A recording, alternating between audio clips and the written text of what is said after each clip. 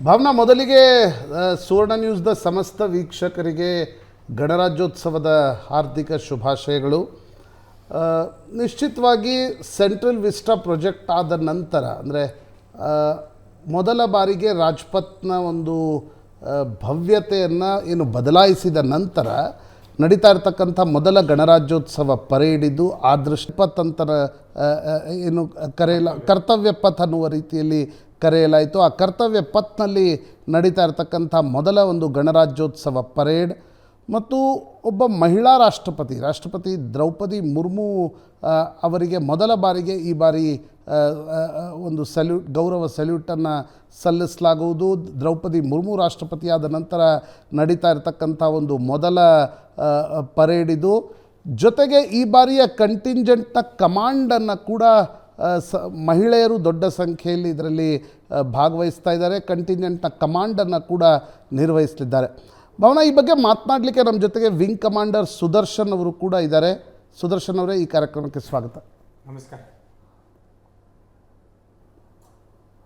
ಸುದರ್ಶನ್ ಅವರೇ, ಈ ಬಾರಿಯ ಗಣರಾಜ್ಯೋತ್ಸವ ಅಥವಾ ಕಳೆದ ಹಲವು ವರ್ಷಗಳಿಂದ ನಾವು ಗಣರಾಜ್ಯೋತ್ಸವ ಮತ್ತು ಹಲವು ಕಾರ್ಯಕ್ರಮಗಳನ್ನು ನೋಡುವಾಗ ಸ್ವದೇಶದ ಭಾವ ಹೆಚ್ಚಾಗಿ ಕಂಡುಬರುತ್ತೆ. ಸ್ವದೇಶಿ ನಿರ್ಮಿತ ಶಸ್ತ್ರಾಸ್ತ್ರಗಳನ್ನು ದೇಶಕ್ಕೆ ಪರಿಚಯಿಸುವಂತಹದ್ದು, ನಮ್ಮ ಶಕ್ತಿಯನ್ನು ತೋರುವಂಥದ್ದು. ಈ ಹಿನ್ನೆಲೆಯಲ್ಲಿ ಮಾತಾಡೋದಾದ್ರೆ ನೀವು?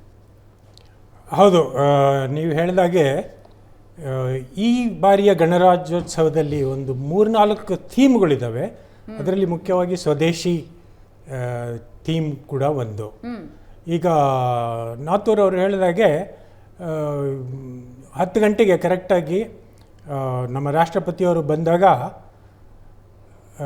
ಅವರಿಗೆ ಧ್ವಜಾರೋಹಣಕ್ಕೆ ಸಹಾಯ ಮಾಡೋರು ಒಂದು ಏರ್ಫೋರ್ಸಿನ ಒಬ್ಬ ಮಹಿಳಾ ಅಧಿಕಾರಿ, ಫ್ಲೈಟ್ ಲೆಫ್ಟಿನೆಂಟ್ ರಾಣಿ ಅಂತೇಳಿ.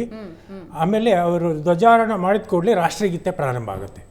ನಮ್ಮ ರಾಷ್ಟ್ರಗೀತೆ 52 ಸೆಕೆಂಡು.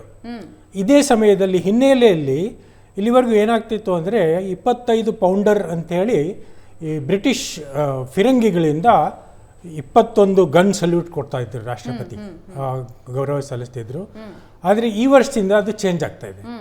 ನಾವು ಇನ್ಮೇಲೆ ಈ ಬ್ರಿಟಿಷ್ ತಯಾರಿಕೆಯ 25 ಪೌಂಡರ್ಗಿನ್ನ ಸ್ವದೇಶಿ ಗನ್ಗಳು 105 ಕಂಟೆಂಟ್. ಸೊ 21 ಗನ್ ಸಲ್ಯೂಟ್ನ 2.5 ಸೆಕೆಂಡಿನಲ್ಲಿ ಪ್ರತಿಯೊಂದು ಗನ್ನಿಗೂ 3 ಸರಿ ಹೊಡಿತಾರೆ. ಅಂದರೆ ಟೋಟಲ್ 21 ಗನ್ ಸಲ್ಯೂಟ್ ಆಗುತ್ತೆ. ಸೊ ಇದು ಪ್ರಪ್ರಥಮವಾಗಿ ಒಬ್ಬ ಮಹಿಳೆ ರಾಷ್ಟ್ರಪತಿಯವರಿಗೆ ಸಲ್ಲುತ್ತಿರೋ ಒಂದು ಗೌರವ.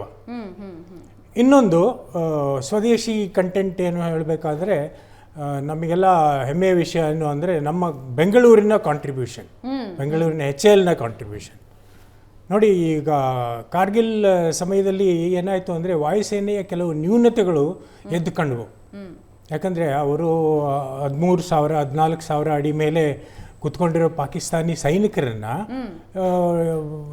ಹೊಡೆಯೋಕ್ಕೆ ನಮ್ಮ ಹೆಲಿಕಾಪ್ಟರ್ಗಳಿಗೆ ಆ ಒಂದು ಆಲ್ಟಿಟ್ಯೂಡಲ್ಲಿ ಸಾಮರ್ಥ್ಯ ಇರಲಿಲ್ಲ. ಯಾಕಂದರೆ ಅವರು ಕ್ಷಿಪಣಿಗಳನ್ನ ಇಟ್ಕೊಂಡಿದ್ರು. 13,000ದಿಂದ ಅವ್ರ ಕ್ಷಿಪಣಿ ಹೊಡೆದ್ರೆ ಇನ್ನೊಂದು 6,000, ಅಂದರೆ ಆಲ್ಮೋಸ್ಟ್ 20,000ವರೆಗೂ ಅಪಾಯ ಇರ್ತಿತ್ತು. ಸೊ ಅಂಥ ಒಂದು ಹೆಲಿಕಾಪ್ಟರ್ಗಳನ್ನು ನಮಗೆ ಬೇಕಾಗಿತ್ತು. ಅದನ್ನು HAL ಈಗ ತಯಾರಿಸಿಕೊಟ್ಟಿದೆ. ಅದರಲ್ಲಿ 3 ವಿಧ ಇದ್ದಾವೆ. ಹೆಲಿಕಾಪ್ಟರ್ಗಳಲ್ಲಿ 3 ವಿಧ ಇದೆ. ಒಂದು ಯುಟಿಲಿಟಿ ಹೆಲಿಕಾಪ್ಟರ್ ಅಂತ, ಪ್ರಯಾಣಿಕರನ್ನ ಮತ್ತು ಸಾಮಗ್ರಿಗಳನ್ನ